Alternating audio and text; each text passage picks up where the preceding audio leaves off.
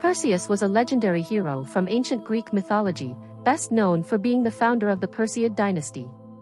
He was the son of Zeus, the king of the gods, and Danaë, a mortal woman.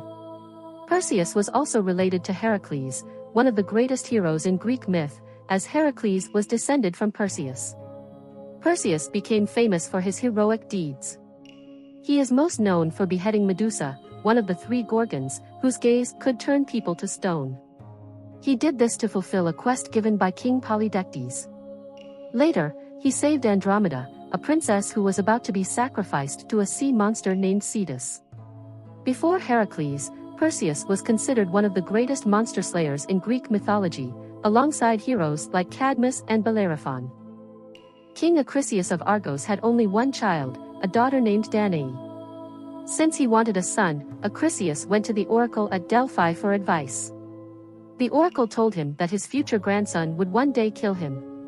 To prevent this, Acrisius locked Danaë in a bronze tower so that she couldn't have any children. However, Zeus, the king of the gods, visited Danaë in the form of a golden shower and they had a child named Perseus. Fearing the prophecy, but not wanting to anger the gods by killing them, Acrisius placed Danaë and Perseus in a wooden chest and set them adrift at sea. While floating in the dark ocean, Danaë prayed for their safety. Eventually, the chest washed ashore on the island of Seriphos. There, a kind fisherman named Dictys rescued them and raised Perseus as his own. Dictys' brother, Polydectes, was the king of the island, and he would play a role in Perseus's future adventures. When Perseus grew up, the king of Seriphos, Polydectes, developed a desire for his mother, Danaë. However, Perseus was protective of her and didn't trust Polydectes. To get rid of Perseus, Polydectes came up with a scheme. He announced a big banquet where everyone had to bring him a gift. He told his guests that they should bring horses, pretending he needed them to win the hand of a princess named Hippodamia. Perseus didn't have a horse to offer, so he told Polydectes he would bring whatever gift the king asked for. Polydectes seized the opportunity and, to get rid of Perseus, demanded that he bring back the head of Medusa, a snake-haired monster whose gaze could turn anyone to stone. Medusa, along with her two immortal sisters, Stheno and Euryale, were known as Gorgons, terrifying creatures with snakes for hair, sharp fangs and claws, golden wings, and the ability to turn people into stone with just a look. Before embarking on his mission to slay Medusa, Perseus prayed to the gods for help. In response, Zeus sent his two children, Hermes and Athena, to aid him. Hermes gave winged sandals, so he could fly, a special sword called a harp to kill Medusa, and Hades' helmet of darkness to make him invisible. Athena lent Perseus her polished shield, which he could use to see Medusa's reflection without turning to stone. She also gave him a special bag, called a cabesus, to safely carry Medusa's head, warning him that even in death, it could still petrify anyone who looked at it. Athena then told Perseus to find the Graeae, three old sisters who were related to the Gorgons, and to learn Medusa's location. In some versions of the story, instead of the Graeae, the nymphs of Hesperides provided Perseus with the weapons after he found the Graeae. Following Athena's instructions, Perseus found the Graeae, three old women who were related to the Gorgons. These sisters had a strange trait: they shared one eye and one tooth among themselves. As they passed the eye from one to another, Perseus cleverly grabbed it, keeping it hostage. He told them he would return the eye only if they told him where the Gorgons lived. Left with no choice, the Graeae revealed that the Gorgons resided on the island of Sarpedon. Satisfied with the information, Perseus returned their eye and set off on his journey to find Medusa. On the island of Sarpedon, Perseus found a cave where the three Gorgon sisters, Stheno, Euryale, and Medusa, were sleeping. To avoid looking directly at them and turning to stone, he used a reflective shield given to him by the goddess Athena. By walking into the cave backwards and using the shield as a mirror, Perseus safely approached the sleeping Gorgons. With Athena's guidance, Perseus beheaded Medusa with his sword. As soon as Medusa was killed, two children she had with the sea god Poseidon were born from her neck: Pegasus, a winged horse, and Chrysaor, a giant with a golden sword. Stheno and Euryale, furious over their sister's death, chased after Perseus. However, he escaped by wearing Hades' helmet, which made him invisible. Afterward, Perseus visited King Atlas, who had earlier refused to offer him shelter. In revenge, Perseus used Medusa's severed head to turn Atlas into stone, creating what we now know as the Atlas Mountains. On his way back to Seriphos, Perseus stopped in the kingdom of Ethiopia, ruled by King Cepheus and Queen Cassiopeia. Queen Cassiopeia had bragged that her daughter Andromeda was more beautiful than the sea nymphs known as the Nereids. This angered the sea god Poseidon, who sent a flood and a giant sea monster, Cetus, to destroy the land and its people. The oracle told the king that the only way to stop the disaster was to sacrifice Andromeda to the monster. So, she was chained to a rock by the sea, waiting to be devoured. Perseus, wearing the winged sandals he got from Hermes, flew to where Andromeda was held.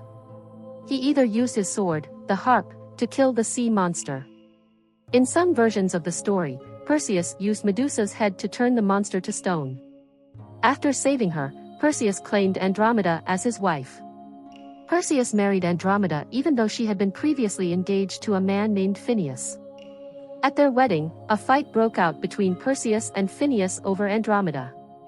Perseus ended the quarrel by using Medusa's head to turn Phineus to stone. Afterward, Andromeda went with Perseus to his home in Tiryns, a city in Argos, and became the ancestor of the Perseidae, a royal family that ruled the city through their son, Perseus.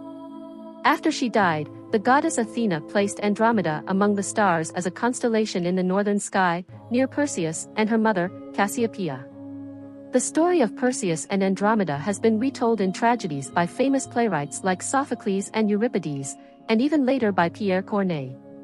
Many ancient artworks also depict scenes from their story. As Perseus was flying back home over the sands of Libya, drops of blood from Medusa's head fell to the ground. According to Apollonius of Rhodes, these drops created a race of deadly snakes, one of which would later kill the Argonaut Mopsus. When Perseus returned to Seriphos, he found out that his mother had been hiding from King Polydectes, who had been trying to force himself on her.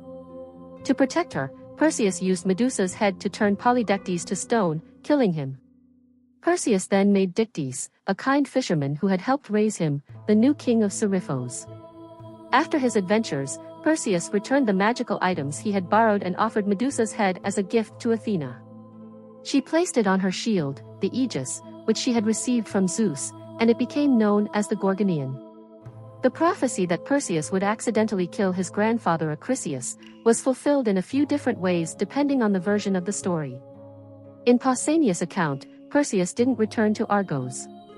Instead, he went to the city of Larissa, where athletic games were taking place. Perseus had just invented a type of discus, called a quoit, and was showing it off to the crowd. Acrisius, who was visiting Larissa, accidentally stepped into the path of the quoit and was struck, causing his death. In this version, Acrisius didn't do anything to directly bring about his fate, which is unusual for a prophecy story like this one. After accidentally killing his grandfather Acrisius, Perseus, who was next in line for the throne of Argos, decided to give the kingdom to Megapenthes, the son of Proetus. In exchange, Perseus took over Megapenthes' kingdom of Tiryns. According to Pausanias, Perseus made this decision because he felt ashamed of becoming king by causing a death, even if it was accidental. In ancient Greek culture, killing someone, even unintentionally, often meant that the person responsible had to go into exile and undergo rituals for purification.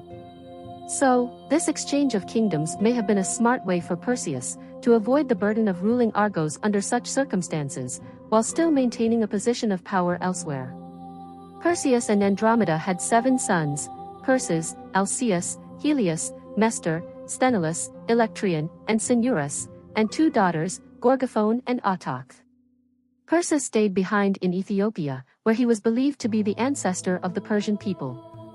The other sons of Perseus ruled over Mycenae, with the royal line passing from Electrion to Eurystheus, and eventually to Atreus. One of Perseus' most famous descendants was Heracles, the great hero. The idea of Perseus riding Pegasus, instead of the original hero Bellerophon, wasn't just a mistake made by Renaissance painters and poets. This change actually started during classical times and became the common image in the Middle Ages. It was later adopted by European poets of the Renaissance and beyond. For example, in Giovanni Boccaccio's Genealogia Deorum Gentilium Libri, Pegasus is described as the horse of Perseus. Pierre Corneille also placed Perseus on Pegasus in his play Andromeda. Modern depictions, such as the fantasy film Clash of the Titans and its 2010 remake, continue to show Perseus riding Pegasus.